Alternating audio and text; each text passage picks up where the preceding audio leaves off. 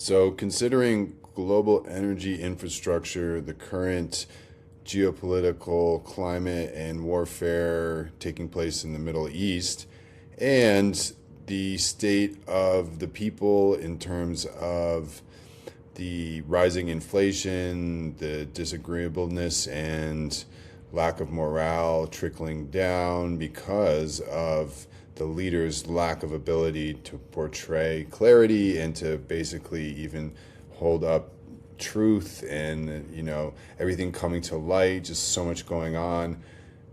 What do people need to know?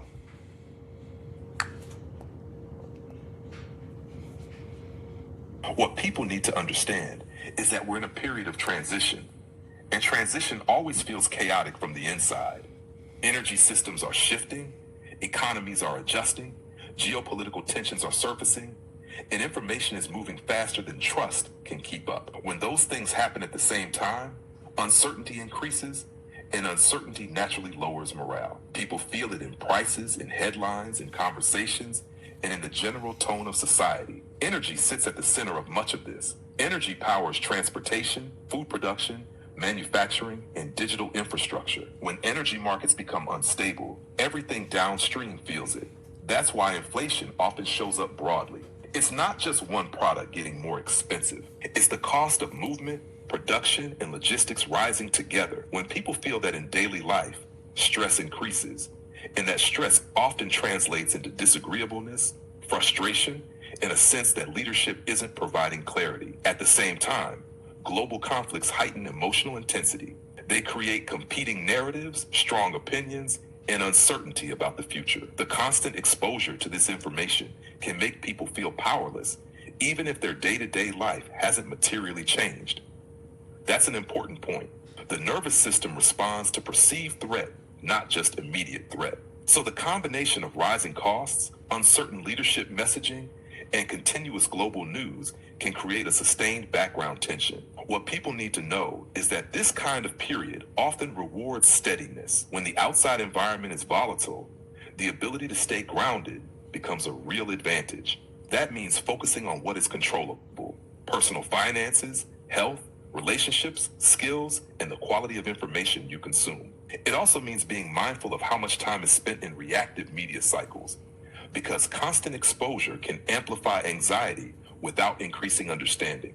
Another important perspective is that change also creates opportunity. Shifts in energy infrastructure, for example, often lead to innovation in efficiency, storage, and alternative systems. Economic pressure can encourage people and organizations to rethink processes, reduce waste, and develop new solutions. That doesn't remove the difficulty, but it does mean that periods of strain can also accelerate progress. So the practical takeaway is balance. Stay informed, but not overwhelmed. Recognize that inflation and geopolitical tension are interconnected with energy and supply chains, and that these cycles have happened before, even if the details are new.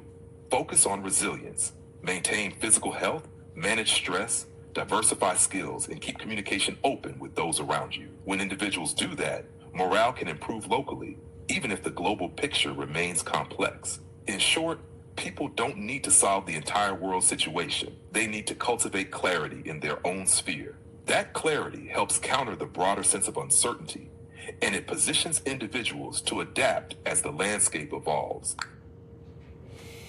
Wow, that is amazing response there. I want to talk about this analogy that we're seeing play out also, that sort of what was once in the dark coming to light, being this theme of consciousness itself is evolving to kind of a new level, and how that ties into what you're saying of staying grounded, similar to being anchored amidst a rising sea and stormy conditions and waves, so to speak.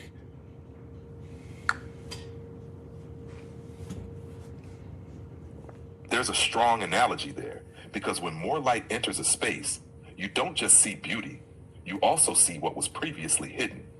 And that's what this moment feels like. Information is moving faster, systems are more transparent, people are questioning narratives, and contradictions are harder to keep contained. So it can feel like things are getting worse, when in many cases things are becoming more visible. Visibility can be uncomfortable, but it's also a step toward awareness. That's why the storm and anchor analogy works so well. When the sea is calm, you don't think much about your anchor. But when the waves rise, the anchor becomes everything. In the same way, when the world feels stable, people don't prioritize grounding. But in times of rapid change, grounding becomes the difference between being tossed around emotionally and remaining centered. And grounding doesn't mean ignoring what's happening. It means staying rooted while observing. The anchored ship still moves with the tide, but it doesn't drift aimlessly. It has a reference point. For individuals, that anchor might be daily routines, physical movement, breath, time in nature, honest conversations, or focusing on purposeful work. These simple practices keep the nervous system regulated so that people can think clearly instead of reacting impulsively. There's also a deeper layer to this idea of things coming to light. When hidden tensions surface, societies often go through a period of friction. Old assumptions are challenged, new perspectives emerge, and people renegotiate what they value. That process can look messy, but it can also be part of growth. Just as in personal development, when someone becomes more self-aware, they first notice patterns they didn't see before. That can feel unsettling, yet it's necessary for change. So in a broader sense, the rising light analogy suggests that awareness is increasing. More people are examining systems, questioning information, and thinking about long-term direction. The key is to pair that awareness with stability. Without grounding, increased awareness can turn into anxiety.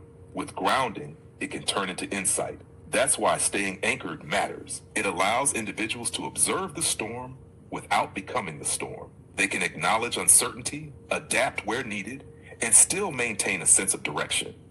Over time, that steadiness spreads. Groups of grounded individuals can influence conversations, encourage thoughtful responses, and help create calmer pockets within a turbulent environment.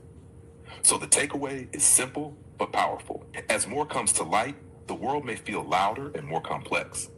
The response isn't to withdraw completely or to react to everything. It's to deepen the anchor. Stay informed, stay calm, and move deliberately. In that way, the rising tide doesn't sweep you away. It lifts you while you remain connected to something stable.